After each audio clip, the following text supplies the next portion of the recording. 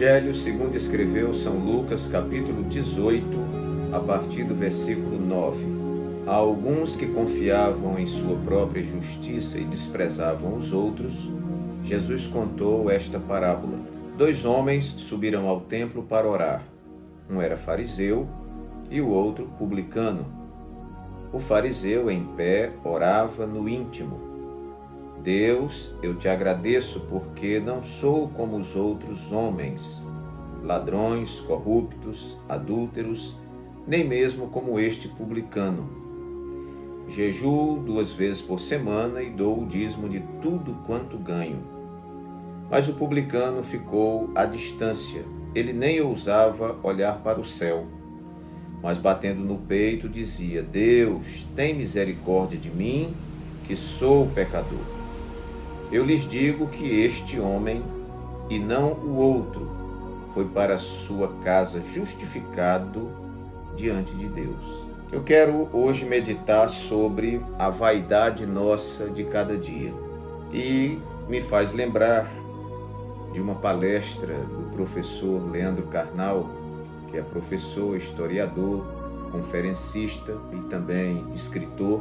Ele conta a história de um santo muito famoso na tradição, que é Santo Antônio, chamado de Santo Antão. E este homem vivia segundo a tradição dos anacoretas.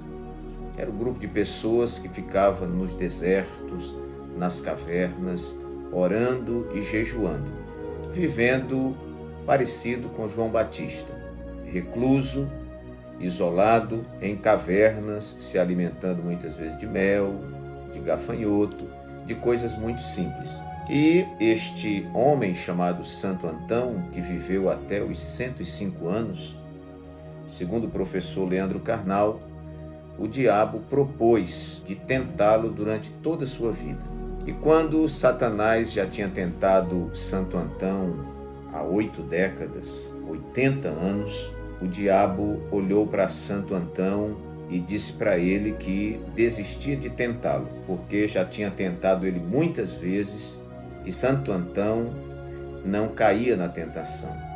Havia momentos em que Santo Antão estava orando e quando ele olhava para o crucifixo, ao invés de ver o Cristo crucificado, ele via uma mulher seminua. Quando ele estava nos seus dias de jejum mais intenso, ele via diante dele uma mesa com todas as iguarias. E mesmo assim ele resistiu durante todo esse tempo. E aí o diabo olhou para ele e disse: olha, você conseguiu me vencer e eu desisto de você. E quando o diabo ia saindo, conta Leandro Carnal que Santo Antão caiu de joelhos e disse: ó Deus, eu te agradeço porque me tornei um santo. Diz que o diabo olhou para trás, deu uma risadinha e voltou, porque Santo Antão tinha conseguido se exaltar da sua própria humildade, da sua própria consagração. Por isso, hoje eu quero falar sobre a vaidade nossa de cada dia. E quero enumerar 5 flechas de sabedoria para que a gente possa, baseado nesse texto bíblico que fala desse fariseu soberbo, vaidoso, a ponto de humilhar o publicano que estava do seu lado, e baseado nessa história de Santo Antão, que no último momento terminou caindo na tentação, nós queremos falar sobre essa temática e enumerar 5 flechas de sabedoria para a nossa reflexão.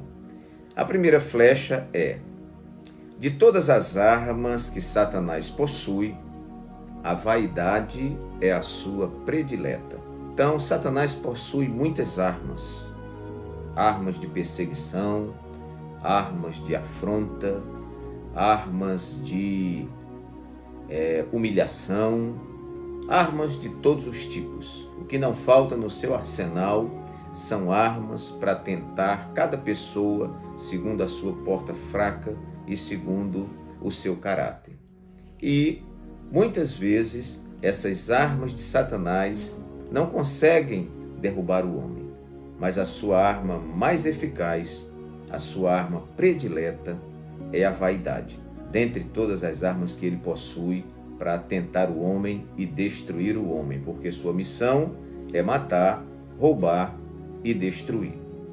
A segunda flecha de sabedoria é que a vaidade tem um poder destruidor que está acima de qualquer adversidade. Então veja só, adversidade são lutas, tribulações, perseguições, ofensas, traições, enfim, uma série de coisas. Mas muitas vezes essas coisas não conseguem derrubar o homem. Mas a vaidade, que massageia o seu ego, que dá tapinha nas suas costas, muitas vezes ela é eficaz e termina derrubando o homem.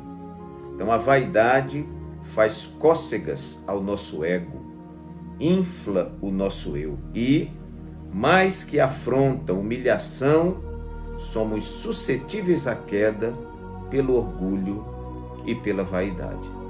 Quantas pessoas, enquanto viviam na pobreza, numa igrejinha pequenininha, andando de bicicleta, sem ter um bom emprego, sem morar em uma casa de destaque, num bairro destacado da cidade, ele tinha um comportamento. Mas quando conquistou essas coisas, ele mudou o seu comportamento e virou outra pessoa, e hoje um adepto de Satanás, que é o pai, não só da mentira, mas podemos dizer também o pai da vaidade.